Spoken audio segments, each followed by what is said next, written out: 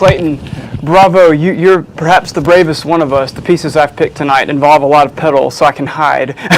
This is a very exposed piece, and I must say it's very athletic. Did you pick this? Did a teacher pick it for you? I picked this. How did you go about picking this piece?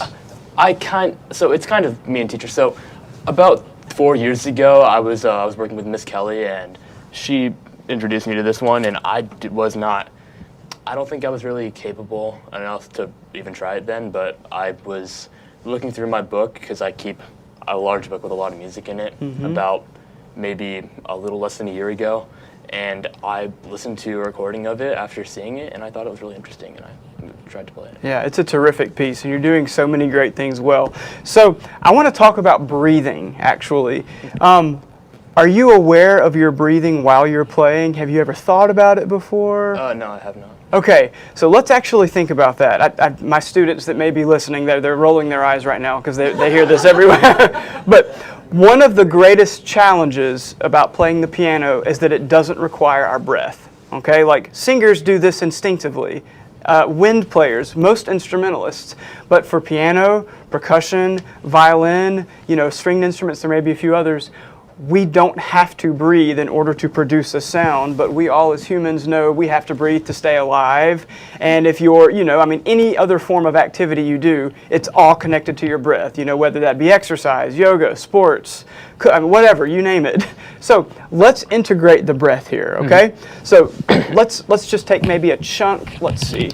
Okay. This is actually a new piece for me. I had fun listening to it, kind of getting to know it a bit.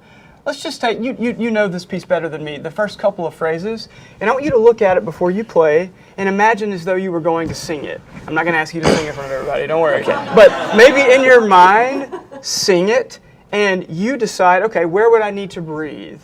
So maybe the first obvious place would be after this quarter note, right?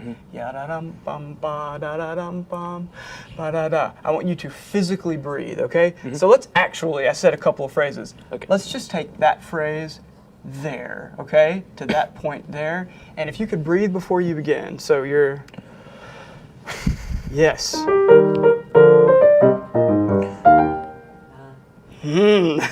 Did you feel yourself get a little bit stuck? Now, guys, this is another thing that happens. Oh, I forgot. I thought we were going to. I missed the. It's quite all right. Quite all right. Often, when somebody says, "Okay, relax, breathe," what do? We do this. Yeah. And then we hold our breath, right? Yeah. So. Inhale before you begin, and then exhale as you play, literally as though you were singing it. So, bum, bum, breathe. Great. So, did that feel any different? I know it was very brief, and it was a sudden thing, and you're up here in front of everybody. Yeah. But did you notice a difference in your body? Yes. I tell you what I saw was your upper body moved a little bit and engaged.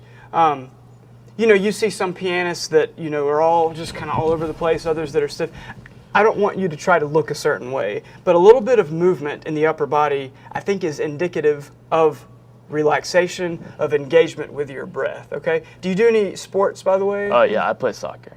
Okay, awesome. Soccer. My son Patrick plays soccer, kind of. So when you play soccer, how do you integrate your breath? I don't know. I don't really think about it. It kind of comes naturally. It's a lot of gasping for air as much as I can. That's true. Yeah. Well, hopefully you're not gasping for air here. Yeah. Let's try this, Clayton. I don't actually want you to play. I want you to think through the first few phrases, okay? So take a few breaths, and you don't know. We won't even know that you're playing. But just take a few breaths. Do everything except play. You're engaged. You're hearing the line. You're thinking through the melody. You're breathing actively. Just take the first, line or two. See what that feels like.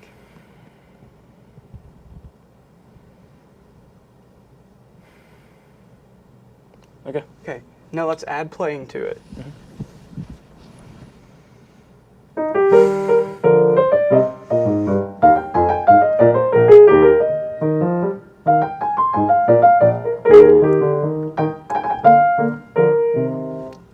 Yeah, that's already so much more relaxed sounding to me. Now, for those of you that are going to play next, it's even scarier to be the first person. It's like, what is this guy going to be like? What's going to happen on stage? anytime a teacher asks you to focus on something else that never was a problem all of a sudden falls apart, right? I mean, it's like you're taking all your brain power and trying to do this one thing, so that's totally normal. If you miss a note that you've never missed, understand that makes you human. It means you're doing it right. Okay, so I'm gonna ask you another question. The time signature of this piece is what? It's 2/4. It's 2/4. What does that mean when you're 10 years old learning piano? When I'm 10 years old learning piano, I guess it means the same thing today. Yeah. Just go with it. So we got 2/4. For those that maybe that aren't musicians here, it means there's two beats in the measure, right? And the bottom note 4 means the quarter note gets the beat. We have to start there. I would like to propose that often feeling whatever the time signature is can be a hindrance to the actual flow of the music. For example, if you feel this truly in 2/4, ya-da-dum bum ba da-da-dum ba da-da-da-da-da-dum ba, it's very heavy, right? Now this is C.P.E. Bach, who is the son of Big Bach, right? The son of Daddy Bach. Nevertheless, there's a whole lot of influence there. And one of the great influences of his father Bach, Baroque composer, is the dance. In Baroque music, everything goes back to the dance. So, while breathing, could we integrate a feeling, instead of feeling it in 2, let's feel it in 1. So instead of da-da-dum bum bum, let's feel ya-da-dum bum bum ba-da-dum bum. Ya-da-da, and it just kind of elevates you a little bit, okay? So pretend like measure 1 is actually like measure 4 or 5, and feel a few measures in tempo before you begin. So your whole self is, and then when you're ready, you can begin. So we're breathing, and we're gonna try to feel it in 1. We're getting dance-like. We're finding this dance space with this piece.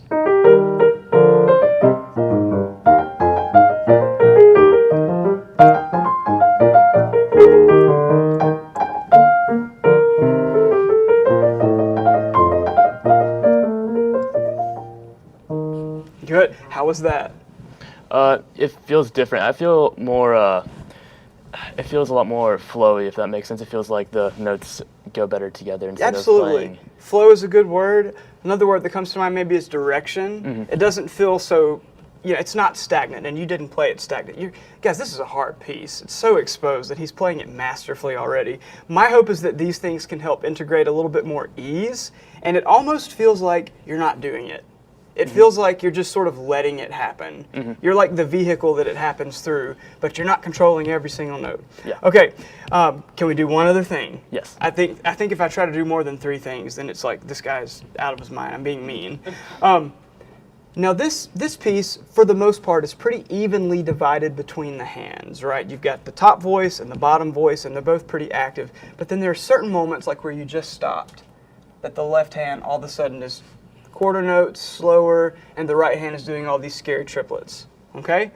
What are you thinking about in those moments? So in those moments, I'm trying to consider the left hand. I'm trying to keep the left hand at a steady melody. Okay. And I'm trying to play the right hand with more of a musicality, and just while still matching it up with the left hand notes. Yeah, absolutely. Often what we do is whichever hand has the obviously more difficult part, we put all of our energy into that, right? I think the key to making those passages work and often feel easy, put all your energy into the other list. So I want you to, we can start from the beginning. When you get into here, put all your energy, all your thought into the left hand. And not just like, I'm going to think A natural, I'm going to think F, but actually make the left hand sing and just let the right hand go. It's going to be fine. You've spent hundreds of hours practicing those hard triplets. Ignore it. Put all your energy into the left hand. Okay.